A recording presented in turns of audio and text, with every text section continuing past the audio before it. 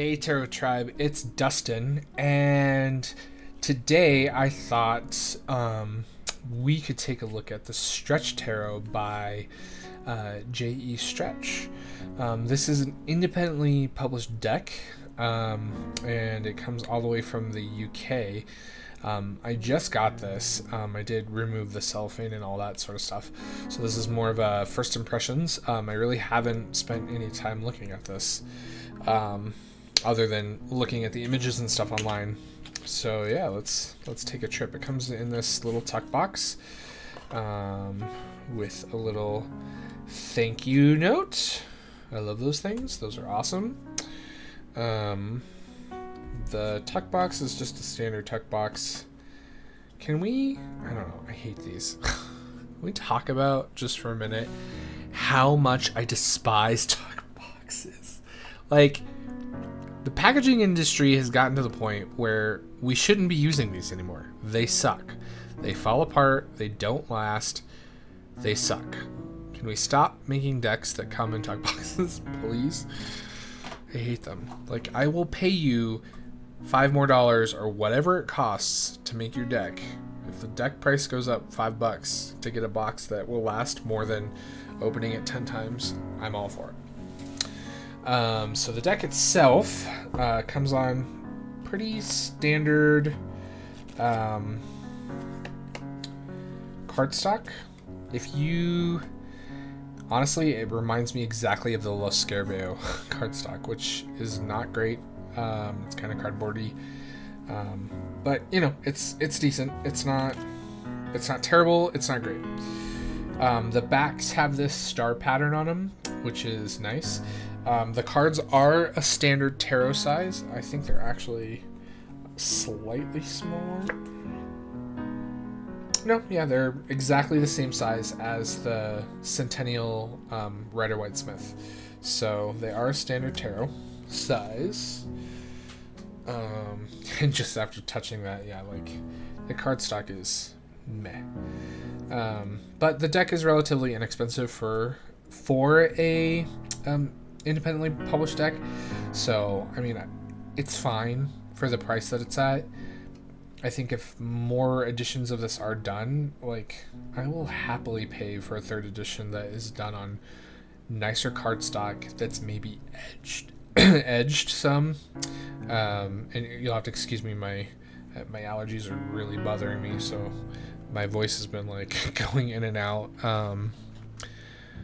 And then, you know, a nicer box. Like, I will gladly pay $5 more or even $10 more to get a decent box and decent cardstock. But what drew me to this deck is that it is let's flip it over this way. It's a photography collage deck. Now, I've watched a lot of videos, and a lot of people hate these decks, and I don't know why. A lot of people, for some reason, when it comes to photorealistic people in tarot decks, they can't see past the person, which I do understand, but at the same time, like, for me, it isn't an issue, and especially in this kind of a deck where it's collaged and the photographs are vintage. So for me, I really like this kind of stuff because one of my undergraduate degrees is I have a Bachelor of Fine Arts in art, and my medium when I went to art school that I focused on was photography, and I specifically studied darkroom photography, classic photography, and large format photography. And so stuff like this, I don't know, I eat it up, because when I look at photographs of people, I don't see the people, I see the photograph as a piece of art. And so for me, I don't really have that sort of like, whoa, there's a person there, reaction that some people have, which is okay, right? There's nothing wrong with that. We all have our own likes and dislikes, and it's totally fine. Just not something that I guess can wrap my head around. So yeah, let's start flipping through this. The Fool, our Magician, which is a woman with some playing cards.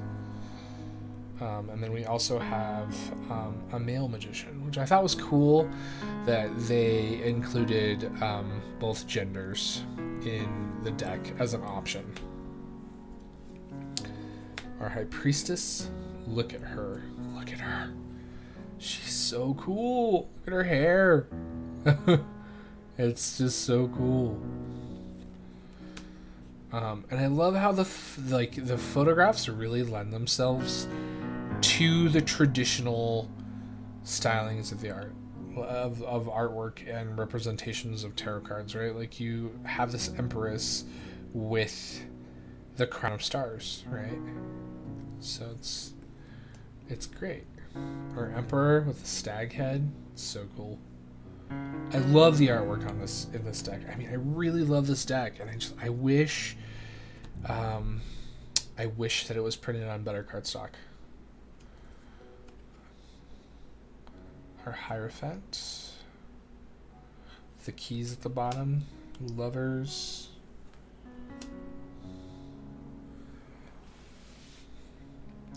The Chariot, which is just a collage of statues. Strength. This is woman seated next to a lion with like an old sort of bodybuilder in the background holding the infinity symbol, which is great. The Hermit. Very cool. Wheel of Fortune, which is an old spinner. I love this depiction of the Wheel of Fortune. The Wheel of Fortune often just has a lot of weirdness going on in it. And for me, like, intuitively reading this, you really get that sense of, like, cycles and this woman who has been through, like, all of these phases and all of these cycles of her life, and she's been there and she's done it all, and now she's spinning this yarn of life in which, you know, goes around the wheel that represents the cycles, and, you know, she knows and she can tell you all about it. Justice. And I love the palette of this deck. Hanged Man. Death. Really simple. I love simple death cards like this. Temperance. The music in the background. The Devil.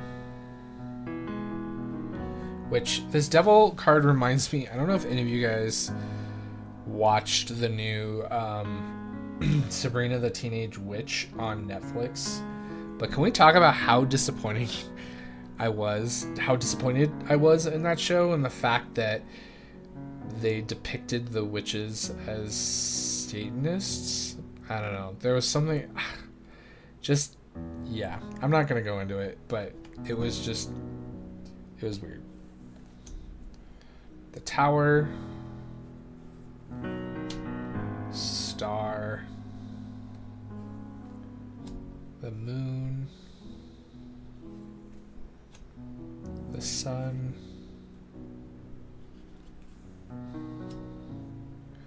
Judgment. I love this Judgment card. Like, holy crap. Look at this thing, right? You've got the sarcophagus at the bottom, the caterpillar and the butterfly, right? So kind of like all the phases of life, and just the way that they're stacked on top of each other, right? It's really cool. The World, which is very traditional. And then we get into our pips, which are really well done. I love the artwork. Look at this. Check these guys out. I just love it. 3, 4, 5, 6,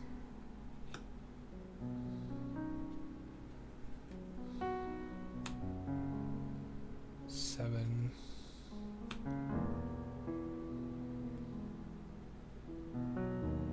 8. That's 8. 7, 8. Ooh, I can't count. 9, 10, So beautiful. And the cards do have a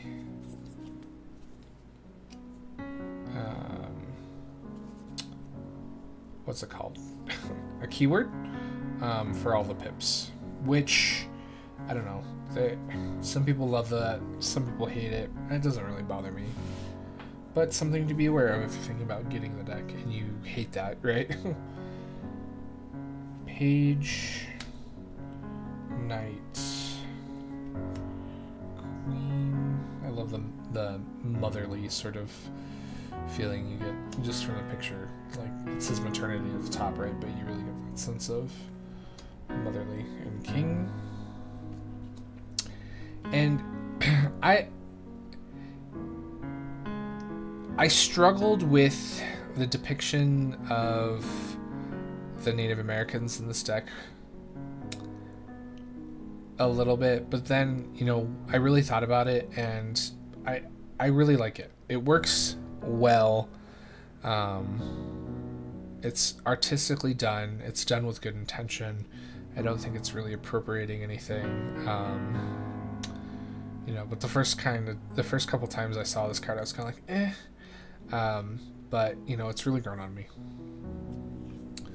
Sword. 2 and 3. 4. And 5. I love this guy's face.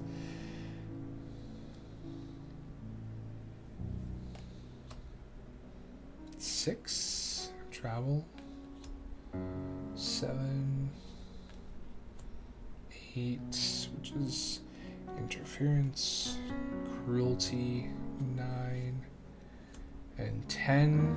I like that the swords are pins in this case. Ruin. Page. A little fencer guy. And our knight. Queen. And king.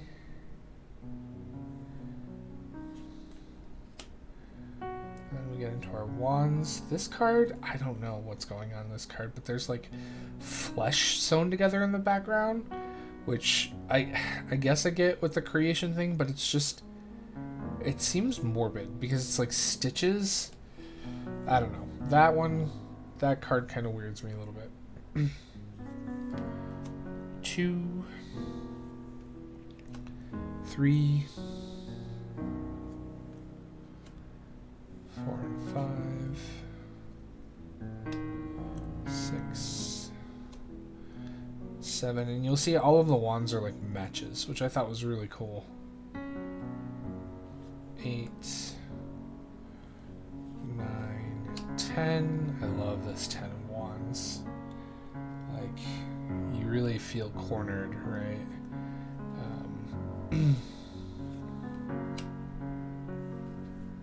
Which it does have a little bit of a different meaning, right? Traditionally, the Rider-Waite Smith, you have a character who's standing with a bundle of wands, and he's like trudging up a hill, and you can kind of see where he's going in the distance. So you know, like, he's about to finish this arduous, like, trek journey of his life, and he's, you know, you can see the light at the end of the tunnel.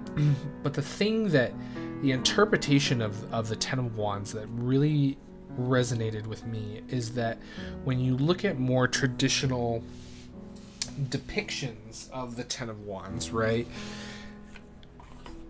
it's this person carrying all this baggage, right? They're carrying all of their burdens with them.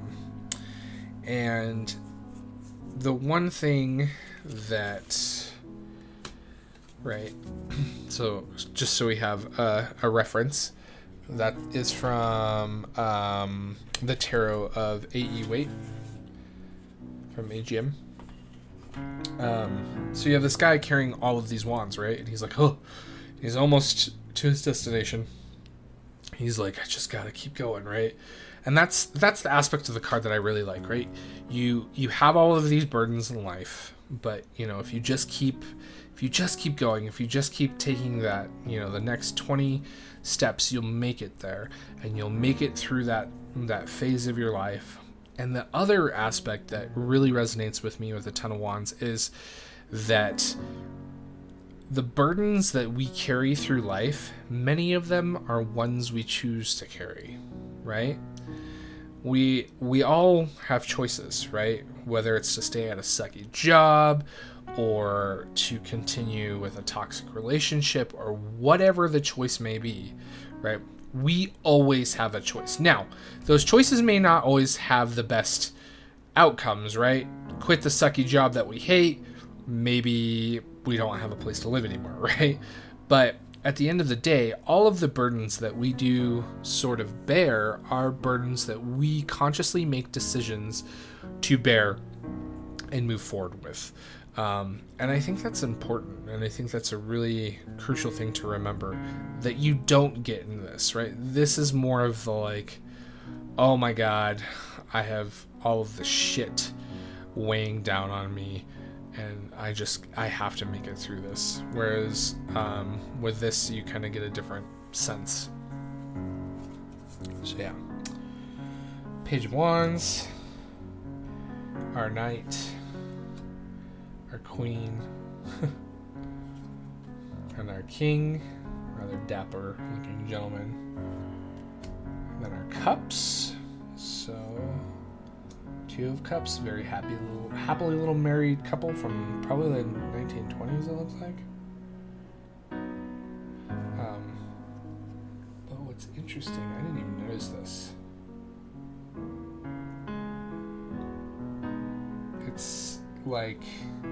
It's very androgynous, right? Half suit, half wedding dress, half long hair, half short hair. That's really interesting. Huh. That's cool. Three of Cups. 4, 5. I love the Six of Cups. Like straight for the youthful sort of looking back on fond memories type thing. 7 of Cups with all your choices. 8 of Cups, walking away from, all these things that are perfectly balanced.